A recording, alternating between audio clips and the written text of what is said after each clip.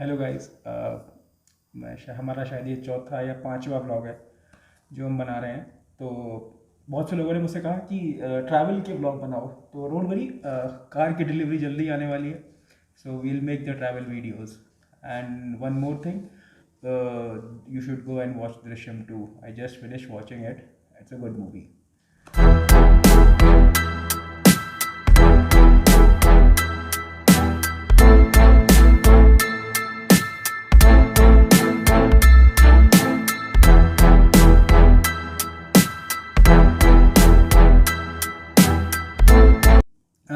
इस वीडियो को बनाने का जो मेन मोटिव है वो ये है कि लोगों को गाइड कर सकूं मैं कि how they can go for used car. Generally when you are buying a new car, that is a separate thing, and जब आप सेकेंड हैंड कार के लिए जाते हैं तो that is a completely different experience all together. और कुछ चीज़ों को आपको याद रखना है, वो मैं आपको यहाँ पे गाइड करूँगा। तो first of all that you should be aware कि what is the budget of at which you are targeting. कितने की गाड़ी खरीदनी है, मतलब 4 लाख की, 5 लाख की, 8 लाख की, 10 लाख की। बिकॉज बहुत ज़्यादा हायर बजट पे जनरली इंडिया में लोग नहीं जाते। कुछ लोग जाते हैं जो फॉर्च्यूनर और इंडिवियर भी बाई करते हैं, सो उनको अभी यहाँ नहीं रखते, कंसिडर करते। बट मोस्टली पीपल जो लोग कार बाय करते हैं वो 4, 5, 6, 7, 8 लाख मैक्सिमम जो जनरल जो इंडियन पब्लिक है हो जाती है। तो फर्स्ट ऑफ ऑल आप अपना बजट फाइनल कर लें। सेकंड, आपका यूसेज क्या है। Is it a temporary car जो आप कार घर पे रहेगी, जिसमें फैमिली ड्राइव करेगी, या फिर ये आपकी रेगुलर कार होने वाली है जिससे आप रोज कम्यूट करेंगे अपने ऑफिस के लिए या बिजनेस के लिए, आप जो भी करते हैं। So that is very important. The other is you should be very careful कि आपको कार लेनी कौन सी है, पेट्रोल लेनी है, डीजल लेनी है या सीएनजी लेनी है। जनरली लोग इन चीज़ों को क्लियर नहीं करते, आपकी रनिंग कम होती है and you end up buying a CNG car और a diesel car. That should not happen. आपके दिमाग में क्लियर होना चाहिए आपकी आपकी डेली रनिंग कितनी है, उसके बेस पे डीजल आपको सूटेबल पड़ता है या नहीं पड़ता है। अगर नहीं पड़ता तो डीजल और सीएनजी में मत जाइए। अगर आपकी रनिंग दिन की 15, 20, 25 किलोमीटर की है तो it is better to go for a petrol. Long run में ओवरऑल जो आपका ओनरशिप की जो वैल्यू है उस कार की, वो आपको वो आरओआई नहीं देगी अगर आपकी रनिंग कम है। तो बेटर है आप पेट्रोल पे ही रहें। पॉइंट नंबर 1 जो आपको याद रखना है वो ये रखना है कि क्या मॉडल मार्केट से डिसकंटिन्यू है, मार्केट में स्टेटस क्या है उस मॉडल का। If it is a discontinue model you should be looking for getting more discount. But at the same time आपको जो चीज़ याद रखनी है वो ये रखनी है कि उसके स्पेयर पार्ट की अवेलेबिलिटी क्या है। For example, in year 2015 I had a Punto, तो उसके पार्ट्स की अवेलेबिलिटी के लिए कभी बार थोड़ा इशू आता था। So in that case there is a website call 99 RPM, मैं उससे उसके पार्ट मंगवा लेता था। सो एट दैट टाइम वो वैल्यू जो मेरे पार्ट्स की जिस वैल्यू में मैं खरीदता था वही वैल्यू कोई भी एक डीलर या जो सर्विस स्टेशन होता है वो प्रोवाइड करते हैं। So that I have insured in this way that कि मैं अपने कार में जेन्यून पार्ट्स ही लगा रहा हूँ। इसके अलावा आपको ये देखना है कि अगर कोई अनपॉपुलर मॉडल है, जैसे मेरा पुंटो था, दैट इज़ अनपॉपुलर मॉडल, बहुत ज़्यादा मार्केट में उसका नाम नहीं था, जैसे स्विफ्ट हो गई, आपकी डिज़ायर हो गई या फिर i20 हो गई। तो इन दैट केस वहाँ मैं थोड़ा ज़्यादा लेवरेज ले पाया इन टर्म्स ऑफ डिस्काउंट। तो अगर आप कोई नॉन पॉपुलर की तरफ जा रहे हैं और आप ये इंश्योर कर पा रहे हैं कि आपको स्पेयर पार्ट्स मिलेंगे, so in that case you should go for asking for better negotiation to reduce the price as much as possible. Going forward in the unpopular model, you also should be taking care कि क्या जो company की car है वो Indian market में exist करती है या फिर इंडियन मार्केट चली गई है। जैसे फिएट थी, जनरल मोटर हो गई, शेवरले हो गई, so they are in the exiting mode. तो इन दैट केस आपको ये पॉइंट भी कंसिडर करना है कि आपकी जिस कार को आप खरीद रहे हैं उसका जो ओरिजिनल मैन्युफैक्चरर है इंडिया में वो एग्जिस्ट करता है या नहीं करता है। So again like an unpopular model, अगर कंपनी नहीं एग्जिस्ट करती है बट आप स्पेयर पार्ट की अवेलेबिलिटी इंश्योर कर पा रहे हो, तो in that case also what you can do is you should go for asking for the better discount and reducing the price. तो ये चीज़ें आपको याद रखनी है in terms of manufacture. Then जो नेक्स्ट चीज़ है वो है RTO, रजिस्ट्रेशन कार का कहाँ है। क्या वो सेम सिटी का रजिस्ट्रेशन है तो it is very easy to transfer the car. क्या वो डिफरेंट डिफरेंट RTO में आती है, तो इन दैट केस आपको पुराने RTO से अपनी कार को लेना है, NOC इशू करानी है और अपने RTO में उस कार को रजिस्ट्रेशन कराना है। इसमें पीरियड थोड़ा सा बढ़ सकता है बट ये काम आप इजीली करा सकते हैं। इसके अलावा एक चीज़ आपको देखनी है, क्या कार डिफरेंट ऑल टुगेदर दूसरे स्टेट से है। So in that case previous state को उसमें आरसी इशू करानी है आपको, जब दूसरे स्टेट में मूव करेंगे तो वहाँ आपको रजिस्ट्रेशन चार्जेस भरने हैं, रोड टैक्स पे करना है, और आप पे डिपेंड करता है कि आप उस कार को वहाँ अपना नंबर चेंज कराना चाहते हैं या सेव नहीं। तो इन दैट केस आप आरटीओ का जो रोड टैक्स का जो अमाउंट है वो भर के आप अपनी कार वहाँ यूज़ कर रहे हैं। इसमें सबसे इम्पोर्टेंट चीज़ ये भी आपको चेक करनी है कि क्या कार फाइनेंस्ड है। अगर फाइनेंस है तो जो कार का ओनर है वो उस कार को का लोन क्लोज करेगा और बैंक से एनओसी निकाल के आपको देगा, तभी आपकी कार रजिस्टर हो पाएगी। अदरवाइज़ वो कार आपके नाम पे रजिस्टर नहीं होगी, और इसी के बेस पे आपको इंश्योरेंस में भी बहुत दिक्कतें आने वाली हैं। तो आपको इस चीज़ का ख्याल रखना है कि आपकी कार अगर फाइनेंस है जो आप परचेज़ कर रहे हैं वो उसके नाम से एनओसी इशू करके आपके हाथ में आनी चाहिए। एंड सेकेंडली वो आपको अपने ही स्टेट से एनओसी इशू करा के देगा जो आपको अपने स्टेट में सबमिट करनी है at the time of registration and at the time of RTO का जो आप रोड टैक्स का पैसा देते हैं। इसके अलावा आपको एक चीज़ और भी देखनी है कि क्या कार पे कोई प्रीवियस कोई क्रिमिनल चार्जेस तो नहीं है। तो इन दैट केस आपको क्रिमिनल ब्यूरो करके एक रेगुलेटरी बॉडी है, वहाँ से आप ये चेक करा सकते हैं कि क्या आपकी जो कार है वो किसी क्रिमिनल केस में इन्वॉल्व तो नहीं थी। ये आप पुलिस स्टेशन से भी वैसे वेरीफाई करा सकते हैं, तो ये भी बहुत इंपॉर्टेंट है। इसके अलावा आपको देखना है उस कार के कितने ओनर रह चुके हैं, बिकॉज जनरली जो पहला ओनर होता है उसके बाद वो जब सेल आउट करता है दूसरे पे, दूसरे से तीसरे पे, तो कार की वैल्यू डिग्रेड हो रही है। एट द सेम टाइम आपको ये भी इंश्योर करना है कि क्या उस कार के डॉक्यूमेंट पूरे हुए हैं इस पूरे प्रोसेस में या नहीं हुए हैं। इसके बाद अगला पॉइंट आता है कार में जो एक्सेसरीज़ लगाई गई हैं क्या वो जेन्युइन लगाई गई हैं। अगर जेन्युइन नहीं लगाई गई हैं तो हो सकता है एक तो उनका परफॉर्मेंस उतना अच्छा नहीं होगा, एट द सेम टाइम जो उसकी फिट एंड फिनिश है उसमें भी कुछ प्रॉब्लम आ सकती है। आपको ये भी चेक करना है कि आपकी कार इंश्योर्ड है या नहीं है। अगर इंश्योर्ड नहीं है, उसका इंश्योरेंस ख़त्म हो चुका है, तो इससे आपको एक चीज़ और भी ये रियलाइज़ होती है कि जो कार का जो ओनर था वो कार के ऊपर ध्यान नहीं देता था, जिसकी वजह से देयर आर मेनी चांसेस कि कार में कुछ और भी फॉल्ट हो सकते हैं, और इंश्योरेंस तो आपको दोबारा कराना ही पड़ेगा, that is a separate thing. अगर कार आपकी ज़्यादा मॉडिफाइड हो रखी है तो भी आपको ये चीज़ ध्यान रखनी है, बिकॉज आपकी कार एक सर्टेन पैरामीटर्स पर टेस्ट होती है। अगर आप उसमें अपने पैरामीटर से हट के कुछ और चीज़ कराते हैं तो वो चीज़ टेस्टेड नहीं है। ऑल्दो इसका बहुत ज़्यादा इम्पैक्ट नहीं आता है, कुछ लोग टायर के साइज़ चेंज करा लेते हैं, बट स्टिल उससे बॉडी जो कार का जो बॉडी रोल होता है उस पर इम्पैक्ट आता है, कार की स्टेबिलिटी पर डिफरेंस आता है। तो आप ऐसी कारों से भी अपने आप को थोड़ा दूर रख सकते हैं जिसमें बहुत ज़्यादा मॉडिफिकेशन हो।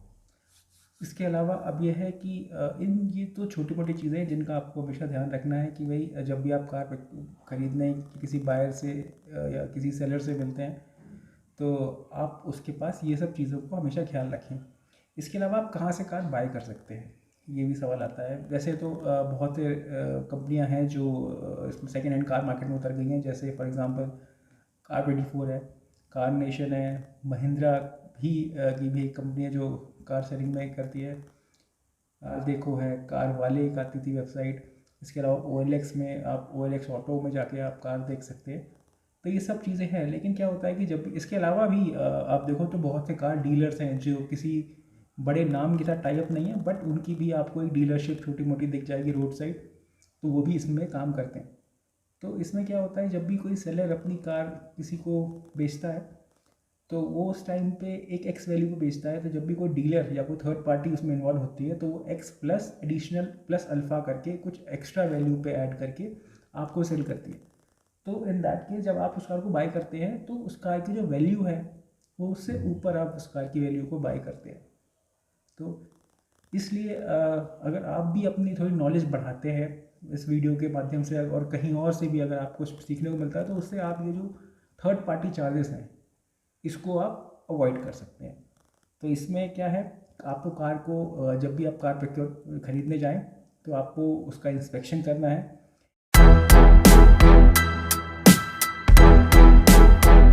तो इस वीडियो से क्या है या किसी और वीडियो के माध्यम से आप ये चीज़ जो थर्ड पार्टी के जो चार्जेस हैं वो आप कम कर सकते हैं डायरेक्ट बाय करके वाया OLX जो भी है, या फिर आपके किसी जानकार के पास कार है जो आप उसे ख़रीदने जा रहे हैं, तो आप वहाँ जा सकते हैं। इस वीडियो को देखने के बाद आपको उससे ही थोड़ी अंडरस्टैंडिंग मिलेगी और आप वहाँ पे एक अपने लिए एक अच्छी कार एक सही वैल्यू पे बाय कर सकते हैं।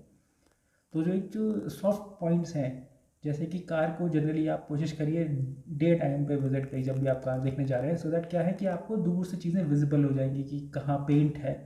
बिकॉज़ क्या है कि जब भी आप कभी किसी कार में जब कोई डेंटिंग पेंटिंग का काम होता है तो वहाँ पे एक मटेरियल पुट्टी ऐसा मटेरियल लगाता है। अगर आप उस मटेरियल उसको देखेंगे वो मेटल नहीं होता। जब वो लगता है और उसके ऊपर जब पेंट चढ़ता है तो वहाँ पे आपको जो साउंड है, जो थर्ड साउंड आता है, जब आप अपनी उंगली से ऐसे करके थर्ड साउंड करेंगे तो वो डिफरेंट होगा एज़ कम्पेयर टू अलग बॉडी पार्ट पे जहाँ कुछ अगर डैमेज नहीं हुआ है तो वहाँ से आपको एक स्लाइटली डिफरेंट है। इसके अलावा अगर आप एक चीज़ देखेंगे ध्यान से कार को कलर को ऑब्जर्व करेंगे, आप देखेंगे जहाँ भी डैमेज हुआ है वहाँ का कलर का जो टोन है वो स्लाइटली डिफरेंट होगा। ये आप नेकेड आई से देख सकते हैं अगर आप इन सब चीज़ों पे ध्यान दे रहे हैं, रादर देन कार की शेप कैसी है और उसमें कितने एक्सेसरीज लगी हैं, ये चीज़ ज़्यादा इंपॉर्टेंट है। तो आप देखिए कहाँ आपका कलर में डेंटिंग पेंटिंग हो चुकी है। और अपने साथ में कुछ लोग एक दो आप चाहिए ताकि पूरी कार को आप जल्दी इंस्पेक्ट कर पाएँ। और कोई अगर आपका कोई फ्रेंड है जिसको कार की नॉलेज है तो वो भी आपके लिए एक हैंडी रहेगा।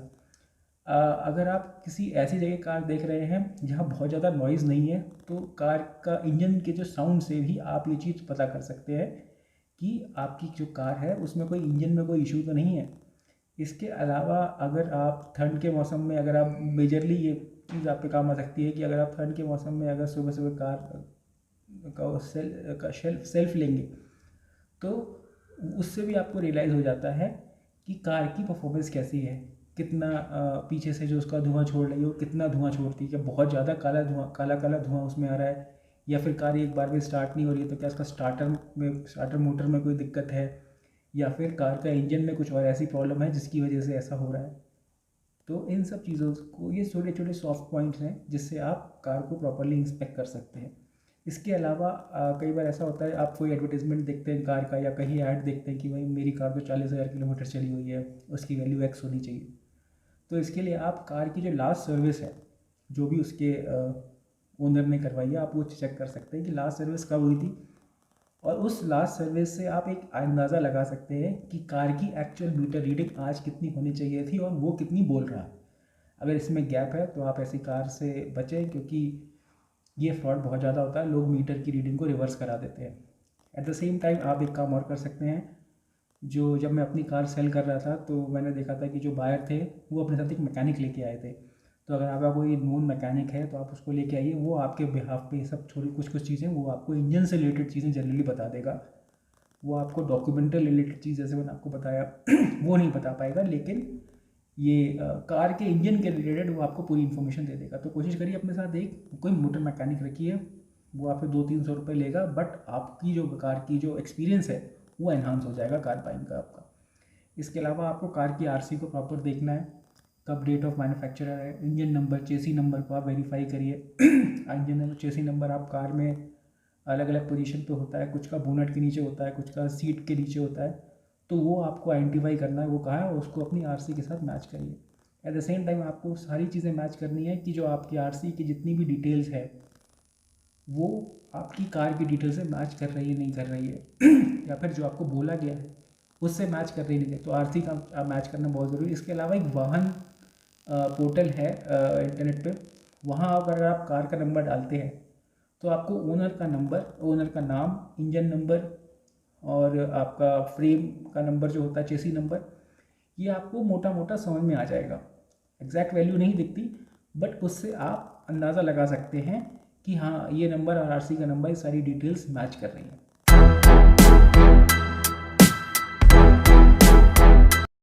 अगला पॉइंट जो आप चेक कर सकते हैं वो है कार में जो एक्सेसरीज़ के अलावा जो कार के इलेक्ट्रॉनिक जो इक्विपमेंट्स हैं, जैसे आपका टर्न इंडिकेटर, आपके जो हेडलैम्प होती है, वो आपका वाइपर, वाइपर जो है वो आपके जो विंडो रेगुलेटर्स हैं, जो जिसको बटन को दबा के आप विंडो को ऊपर नीचे करते हैं, वो कैसा करें, क्या उसमें कोई ऐसा साउंड आ रहा है या कोई आवाज़ तो नहीं कर रहा है जब आप कार की विंडोज़ को नीचे करते हैं।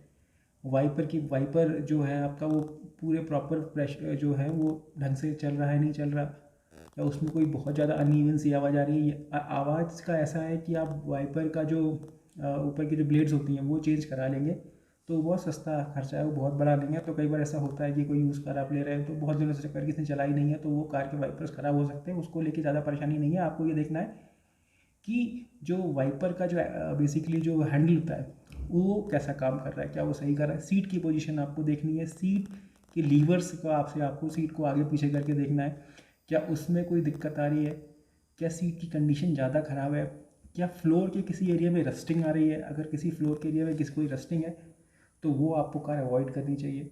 इसके अलावा आपको जो चीज़ देखनी है, इसके अलावा आप ये भी चेक कर सकते हैं कि साइड में जो आपका बी पिलर होता है वहाँ पे पेंट की सिचुएशन कैसी है। देखिए कुछ जगह आपको पेंट की सिचुएशन का ख्याल रखना है, कुछ जगह आपको पेंट की सिचुएशन का ख्याल नहीं रखना है। कुछ ऐसे एरिया होते हैं जो हिडन एरिया होते हैं, नॉन एस्थेटिक एरियाज होते हैं जो विजिबल नहीं होते बाहर से, तो वहाँ आपको वेल्डिंग अनइवन दिख सकती है। पेंट की क्वालिटी वहाँ पे जो एक्सपोज होते हैं, जो कार के नीचे का एरिया, वहाँ पे आपको कुछ जगह पेंट की क्वालिटी ख़राब हो जाती है, आपको उससे नहीं घबराना है। पर मान लीजिए आपका जो बी पिलर है या ए पिलर है, अगर उसके बीच का कोई एरिया है जो दरवाजे से आपका कवर्ड हो जाता है, अगर वहाँ पे कुछ डैमेज है तो आपको ये देखना है कि शायद कार को साइड से हिट किया गया है। इसके अलावा आप को बहुत सी चीज़ें हैं जो देख सकते हैं, जैसे कार में जो सीलेंट लगता है, जब भी कोई रिजर्वॉयर होगा वहाँ सीलेंट लगाया जाएगा, क्या उस सीलेंट की पोजीशन कैसी है। अगर वो ख़राब है या वो वहाँ पे नहीं है जो होना चाहिए, तो इसका मतलब वहाँ पे कभी कोई डेंटिंग पेंटिंग का काम हुआ है। माइनर डेंटिंग पेंटिंग से कुछ नहीं फ़र्क पड़ता, लेकिन मान लीजिए जब आप कार का बोनट ऊपर करते हैं तो वहाँ पे अगर कोई एरिया है, जैसे फॉर एग्जांपल आपका नीचे जो फ्रेम होता है जिसमें आपका रेडिएटर रखा होता है, सबसे पहले वही पोर्शन आपका हिट करता है कार का, अगर किसी हिसाब से एक्सीडेंट होता है तो वहाँ का अगर एरिया, उसके ऊपर अगर कोई फ्रेम का कोई एरिया ऐसा है, या फिर अगर विंडशील्ड अगर आप देखें तो विंडशील्ड में अगर कंपनी की बैजिंग नहीं है, देखिए मैन्युफैक्चर की बैजिंग रहेगी क्योंकि मैन्युफैक्चरर का नाम रहता है, तो वो उसके ऊपर आपको विंडशील्ड के ऊपर मैन्युफैक्चरर का नाम रहेगा। बट वहाँ जो आप कार खरीद रहे हैं उसमें कंपनी का नाम नहीं होगा, बिकॉज वो कंपनी से अब आपको विंडशील्ड नहीं लगा है, आपने कहीं बाहर का लगाया, इसका मतलब विंडशील्ड टूटा है। या विंडशील्ड, फ्रंट विंडशील्ड टूट सकता है कई बार, लेकिन जो साइड के जो आपके जो दरवाजे होते हैं वहाँ जो कांच लगा होता है, क्या वो भी टूटा हुआ है, या फिर वो भी कोई लोकल मेकर का लगा है या सिर्फ मेकर का लगा है, वहाँ कंपनी की बैचिंग नहीं है। तो इससे आपको पता चल सकता है कि ये कार में कहीं ना कुछ काम हो रखा है। तो इससे भी आप एक अंदाज़ा लगा सकते हैं कि कार एक्सीडेंटल है या नॉन एक्सीडेंटल है। तो अगर ये सारे पॉइंट चेक करने के बाद आप संतुष्ट होते हैं कि नहीं कार की सिचुएशन ठीक है, तो जैसा मैंने बताया आप मैकेनिक के से भी एक बार इंस्पेक्ट करा सकते हैं, वो आपको एक प्रॉपर गाइड दे देगा। इसके बाद में जब आप कार पसंद कर लेते हैं, आप पैसे का ट्रांजेक्शन करते हैं, तो मॉनिटर ट्रांजेक्शन आपके ऊपर है, आप कैसे कैश में ले रहे हैं या अकाउंट ट्रांसफ़र कर रहे हैं, that is up to you. पर आपको एक चीज़ ध्यान रखनी है कि जो कार के जो बेसिकली कार लेटर 28, 29 जो एंड फॉर्म 30 है, 3 फॉर्म्स होते हैं, ये 3 फॉर्म आपको उससे साइन कराने हैं। अगर कोई सेल लेटर बना रहा है तो सेल लेटर आप सिर्फ एक स्टैम्प पेपर पे नहीं कराएंगे, उसको नोटराइज भी कराएंगे। सिर्फ स्टैम्प पेपर का कोई वैल्यू नहीं होता जब तक वो नोटराइज नहीं है, और उसको नोटराइज कराने के बाद तीनों फॉर्म के साथ अगर आपका जो बायर है वो आपसे ही कह रहा है या टाल रहा है, तो आप उन सारे डॉक्यूमेंट्स को एक साथ प्रॉपरली बनवा के प्रॉपर इकट्ठा करके एक रजिस्टर्ड पोस्ट से आप अपने रजिस्टर्ड आरटीओ पे भेज सकते हैं, या वहाँ से आप अपनी एनओसी कटवा के वहाँ से कटवा सकते हैं कि भाई मैंने एक कार भेज दी है और ये मेरे नाम पे अब नहीं है, तो उस आरटीओ से आप अपनी एक एनओसी इशू करवा के भी आप अपने बायर को दे सकते हैं। इससे कई बार ऐसा होता है कि आपने एक बार कार दे दी तो जो आपका बायर है उस कार को किस पर्पज़ से यूज़ कर रहा है आपको नहीं पता है, ऑल्दो आप अपनी जगह सही हैं लेकिन सामने वाले का आपको नहीं पता। तो इसलिए सबसे पहले ये होता है कि आप उस कार को अपनी लाइबिलिटी से हटाएं, उसका डॉक्यूमेंटेशन कराएं और अपने आरटीओ में सबमिट करके उससे वहाँ से एनओसी इशू कराएं और वहाँ ये इन्फॉर्मेशन दें कि ये कार मैंने सेल कर दी है और मेरे नाम से अब ये ट्रांसफ़र हो गई है, और आप वहाँ से जो एनओसी मिलेगी, क्योंकि कई बार मैंने ऐसे केस सुने हैं, देखा नहीं मैंने कभी एक्सपीरियंस किया, जहाँ लोग सिर्फ लिखा पढ़ी के बिना कार एक दूसरे को चाबी दे देते हैं और बाद में फिर वो पछताते हैं। तो आपको ये चीज़ देखनी है, कार सिर्फ अच्छी नहीं होनी चाहिए, जो आपका जो बायर है या फिर आपका जो सेलर है वो भी प्रॉपर ऑथेंटिकेशन के साथ अपने नाम पे कार चढ़ाएगा या फिर अपने नाम से कार हटाएगा, और एट द सेम टाइम आपको भी वो करना है। अदरवाइज़ अगर आपने ऐसी कोई कार बाय करी जिस पे आपकी आरसी आप नहीं करा पा रहे, तब तक वो कार आपके नाम पे इंश्योर्ड नहीं है। एनी डैमेज आपको अपने पुराने ओनर, जो कार का पुराना ओनर, उसके पास भागना पड़ेगा कि मेरी कार में ये हो गया है, आप प्लीज़ इंश्योरेंस क्लेम कर लीजिए क्योंकि आरसी ट्रांसफ़र नहीं हुआ। तो ये चीज़ आपको हमेशा दिमाग में रखनी है। इसके अलावा अगर आपका कोई डाउट होता है, ये मेरा एक्सपीरियंस था जो मैंने आपके साथ शेयर किया, बिकॉज़ मैं एक बार कार परचेज़ कर चुका हूँ और एक दो अपने फ्रेंड को भी दिलवा चुका हूँ। तो ये मेरा एक्सपीरियंस था जो मैंने आपके साथ शेयर किया। इसके अलावा आपका कोई डाउट रह जाता है तो आप प्लीज़ नीचे कमेंट कर दीजिए, और अगर वीडियो अच्छा लगा हो तो please hit like, share and subscribe. Thank you.